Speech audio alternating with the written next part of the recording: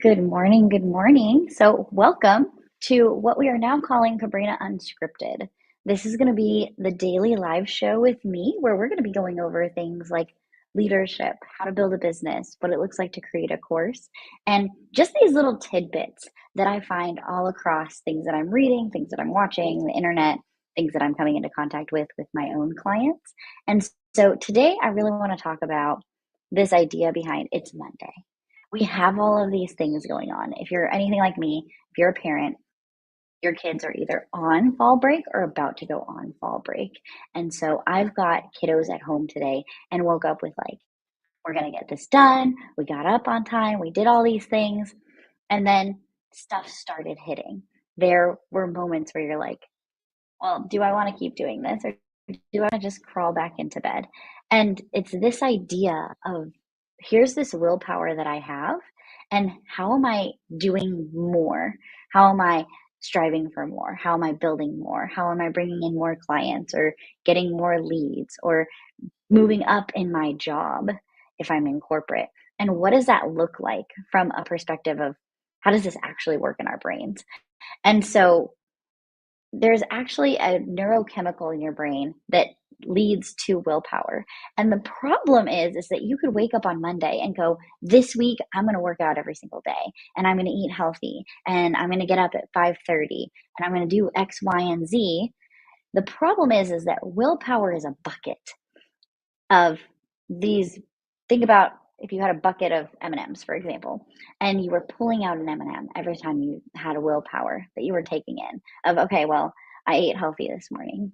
I got up on time. I exercised. I got to work and got all of my emails done in the time frame that I said I was going to. I went to bed on time. The problem is that this willpower bucket only lasts for 24 hours. So then by tomorrow, you're depleted. This is how we see all of these things where people get into a gym in January and by February 1st, maybe have gone one or two times because they have this ginormous goal that they're trying to hit, but they don't know how to make it into small increments that make it to where they can just get there. One of the most interesting stories that I heard when I was in college that I've held on to all these years later is somebody came in and was talking about this idea of just moving to the next step and how do we do that? And so he used this idea of going to the gym. And he said, sometimes you're just going to get up and put your shoes on and go, okay, well, I put my shoes on today. I checked to that box. And then the next day, you're going to get up, you're going to put your shoes on, and now you're going to get in your car and drive to the gym. Okay, you did those things. You checked off that box. Day three, you're going to put your shoes on, get in your car, drive to the gym, and just walk over to the building and put your hand on it. And then you're going to go home. And then on day four, you're going to do that again, except this time you're going to walk into the gym. And then you get that choice on that day of if I'm just going to walk in and walk out, or if I'm going to walk in and go, I'm here now. Because now I've done all these things and I've slowly moved myself up. And when I heard that story the first time, I thought that it was the craziest thing that I'd ever heard. And then as I got older and started learning the actual science behind how our brains work and how we work as humans, I was like, oh, this is how we need to get things done is we have to start very, very small. We have to make it seem completely minuscule. One of the things that I'm learning as I get certified as a neuro coach is the smaller we can make it to where our brain doesn't have alarms going off of, oh my goodness, here's this thing and it's threatening and it's scary and it's changing us, the easier it is for us to go ahead and not have to worry about it. We're just like, oh, well, that's not that big of a deal to pull out that frozen chicken out of the freezer. Oh, it's not that big of a deal to meal prep ahead of time. And so we're doing all these tiny things that then lead us to a bigger thing. So thinking about everything that we do as a domino effect into the life that we want to have. Because there has to be a bigger reason for what you do. There has to be a why behind it. It can't just all be led by willpower because, like we talked about, that willpower is going to run out and then you're not going to have anything more to give as you move forward. So finding out what is the why? Why am I doing this? Why is this important to me more than just, well, I want to be skinny because other people want me to be skinny?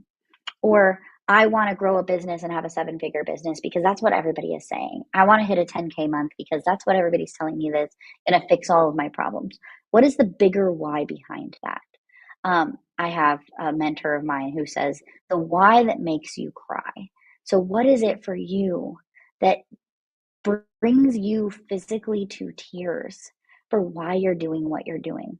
Why do you want that promotion? Why do you want to grow a business? Why do you want to do the next thing in your life to get where you want to go? And really sitting with that. Because we actually know that there's two ways that you can give yourself more willpower.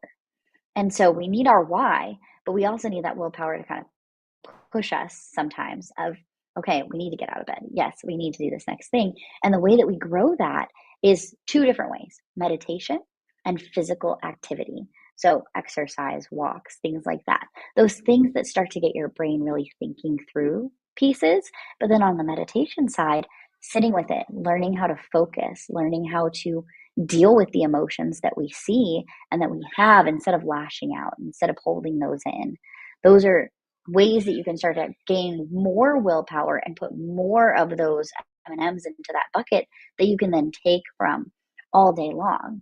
Because we know that your willpower is much bigger and easier to attain during the morning, but the research shows us that that willpower actually goes off at the end of the day. So if you have big things that you need to do, plan them early. Stack your things at the top of your day instead of waiting until you've done all the things that you need to do for other people, for your job, for your kids, for your life, all of those things that don't lead to the bigger picture. Leave those for second. We need to put all those big things at the very top of our list so that we can go ahead and make sure that we're actually checking those off of our list. Because I'm preaching to the choir here. How often do we put ourselves last, thinking that that's going to be like this martyrdom of, I'm going to be the last person who gets served because I have a heart to serve other people, which is great. But if you don't work on doing things for yourself first, you're not going to have anything left to give to those other people later in the day.